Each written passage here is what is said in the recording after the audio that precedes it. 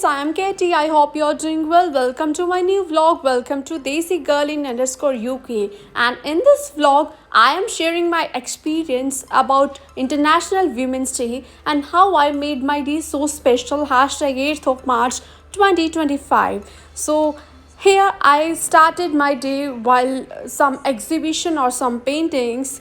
Here you can see some of the books, some of the artworks are displayed, and most of the students already done with that, and this they are still enjoying, they are just still painting. So it was a wonderful time, and I was also enjoying with those people because being an artist, it was a wonderful time to connect with people who are from different art background as well, because I'm an Indian artist and they are from British. So it was a lovely time, and this is one of my favorite point where we captured a lot of memories and pictures and videos with our Polish, European and British friends.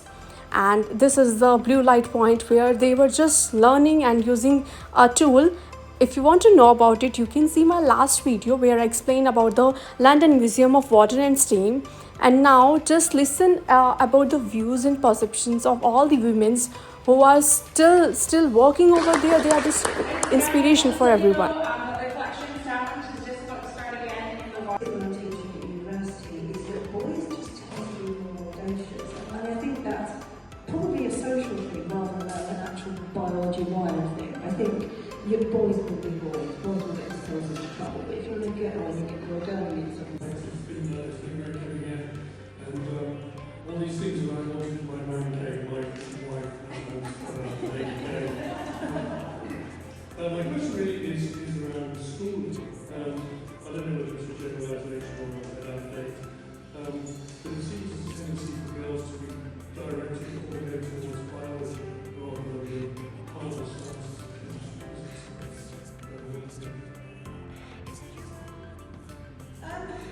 It's a long time since I was at school. I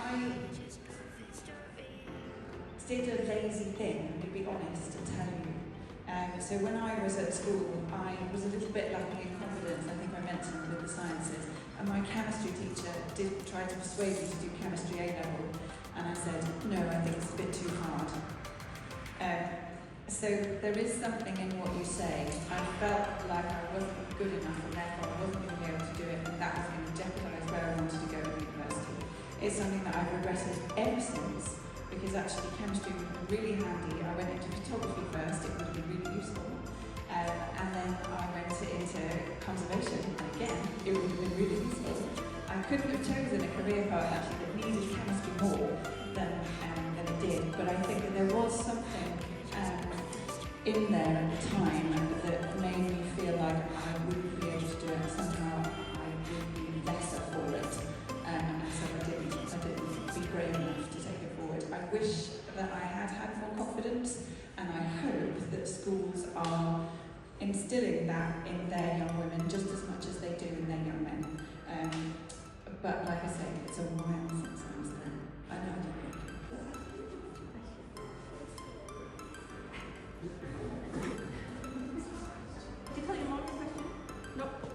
That's okay.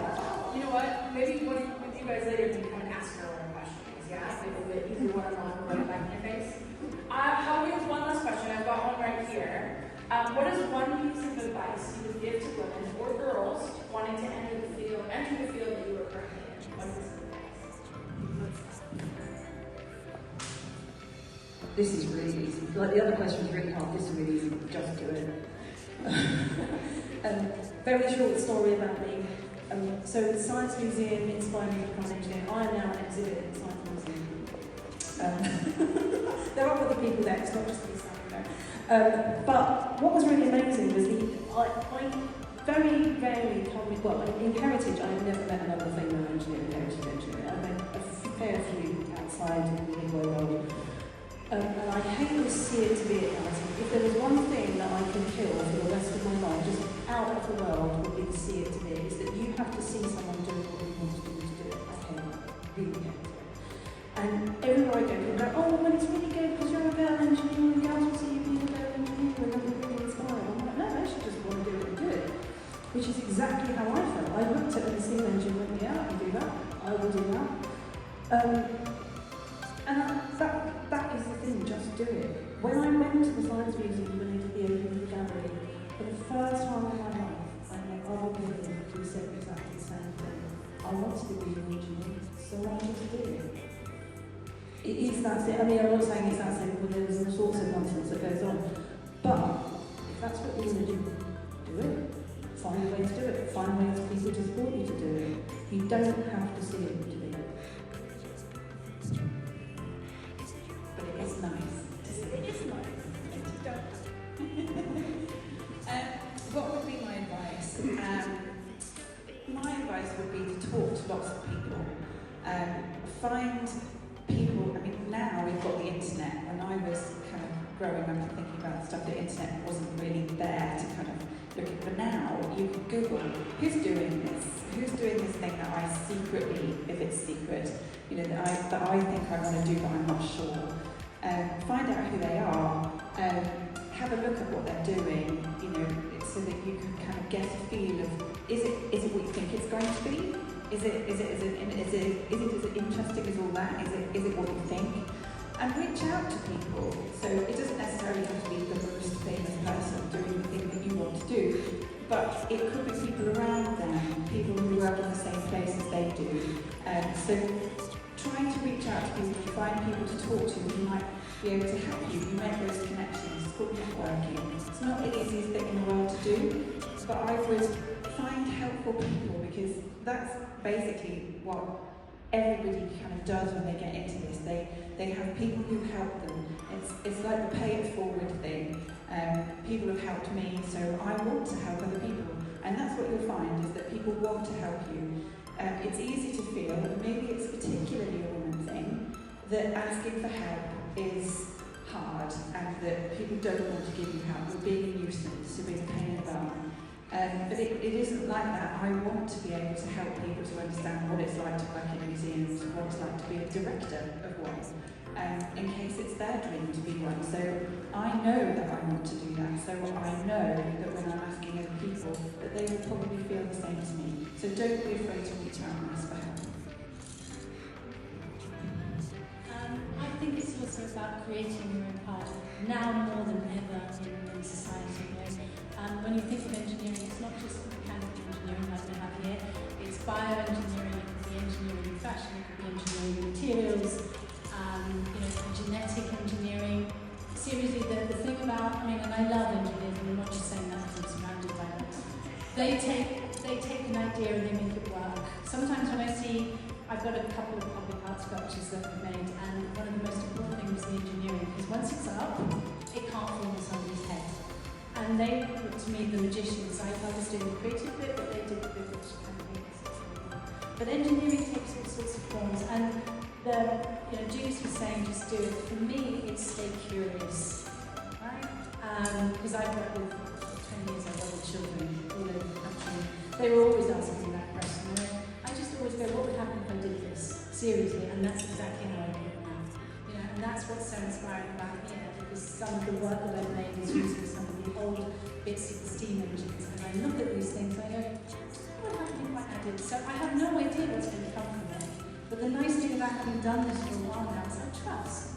I know that if I just stay curious and kind of allow the process, the creative process. And again, what James and Hannah were saying is, we always think creativity is like, oh my God, I have to be a Michelangelo or a Da Vinci. It's not. When you wake up in the morning and you decide what clothes to put on, you are being creative. When you open the fridge and go, oh, that's what there is, that's being creative. So we make creative decisions all day, every day. And if we do enough of those, we end up making something that's kind of enormously wonderfully creative. But it's, what would happen if I do this? And I would also argue that in an era where we're going to live far longer as a species than we ever have before, we become more creative with age. So obviously we're trying to inspire a younger generation, but don't forget the older generation, it's time for reinvention, because you've got so many dots and so many things that you can join together. So what would happen if I did this? Amazing. We actually have one more question through to get there, and also the storytelling, which is again where for me art and music and culture is so important. It teaches us to have so many stories. Especially her story as well. But what Hannah was saying, you can literally feel the energy of these machines. Don't forget, when we see like any art gallery or anything, it's all the finished stuff, isn't it? It's all the lovely, polished, finished stuff that works. But you forget that every single thing started out as a tiny little experiment or a thought in somebody's head. And then it went through a process by which it became more and more refined. So there's that, you know, anyone can do it. That's the thing, right? It's you look at these things and you go, oh, I couldn't, it doesn't start like that. It starts as something very small. So it's that, the possibility. I mean, innovation is so important to me, but the possibility of what we can do, the energy that's in the machines. I think, again, it's one of the things that we are so lacking now is narrative, storytelling. I have worked with quite a few companies and engineers in particular who are brilliant at their engineering, but very often they don't know how to tell a story. So they will come in and blind you with all the technical brilliance, and you go, what was that little thing that made you want to do? What was that one conversation? That's really hard, isn't it? All of what Hannah just said. I think for me, it's the privilege of getting to work on. So some of the machines I work on are hundreds of years old, and I think that's an ultimate privilege to be trusted to work on this. So I was very lucky, Richard, who Dustin mentioned earlier, invited me down to help out at Steam Day in January, and I got to write their meetings, and it was amazing. So and people pay lots and lots of money to do that, and I get to do it for free. And that's so cool. But it is that kind of looking back, and as a woman in engineering, and it's very different from when I studied. I was the only woman when I used to, so I did physics first, I was 1 4, and then I did engineering, and I was 1 1. And actually, the fact that so many people come in with so many different ideas, and they can see a woman driving a steam engine, they can speak to a woman engineer who actually knows what's going on. So I do a lot of this kind of stuff. From the university perspective, but also museums. But museums gives me contact with people, and I can convince them that engineering is amazing, because engineering is amazing. And like Jasmine was saying earlier, it's really, really artistic and creative. You cannot be a good engineer if you are not creative. You just can't happen. And I say that to the engineers that are looking at me, oh, I'm not very creative. I'm like, but what you think is creative is not actually what, it's not just painting a mural or something like that, it's thinking through problems and things. And actually, my favourite thing is all the history, having the privilege to work with these machines and getting, you know, and like being allowed to do it, which is great fun, but actually talking to the people that come, and I say, look, this isn't just a man's environment, other people can do it. And if I could go back in history and talk to all those women that wanted to do what I do, I say, we got there. We got there. Only me at the moment, but we did get there. So that you could feel the hair on the back of your neck go up just in the same way that I do when you think about all the people who have cared for and made this machine go and loved it or created it, or you can feel the passion that people have for these machines. But for anything, your museum might be a full palace, for example, you might have different feelings in the rooms of the historic place. It's where you actually kind of, you're dressed from head to toe, and you can't really even see the speck of dusters, that's the opposite again. And I've also built painting machines that are literally dripping paint all over the floor, and I remember my feet were black for weeks and weeks and weeks. I haven't really done very messy stuff here, but I'm grateful for that. Sorry, Hannah? There is. But actually mess is good, right? So I just wanted to put that out there, and then there's nothing more satisfying than being incredibly dirty and then making it clean again. It is one of the greatest joys. Unless it's good choice. Unless it's person. Does anyone have some questions over here? Yeah. What's your favorite part of working at a museum? What's your favorite part about working at a museum? One of my favourite things about working in a museum, I think, is it sounds really stupid, but it's the history. It's being close to the historical artifacts and being able to feel all of the people's lives who have had anything to do with those collections. And sometimes they feel really close and really present. So there's something about the traces that humans leave behind on historical things or in historical things. And it's a feeling, it's something that makes collections in museums, no matter what they are, special that museums are trying to. That I spent a lot of my time in museums in London growing up, which I think is one of the delights of living in London when you're growing up. There was so much to go and see. And I used to love the Science Museum.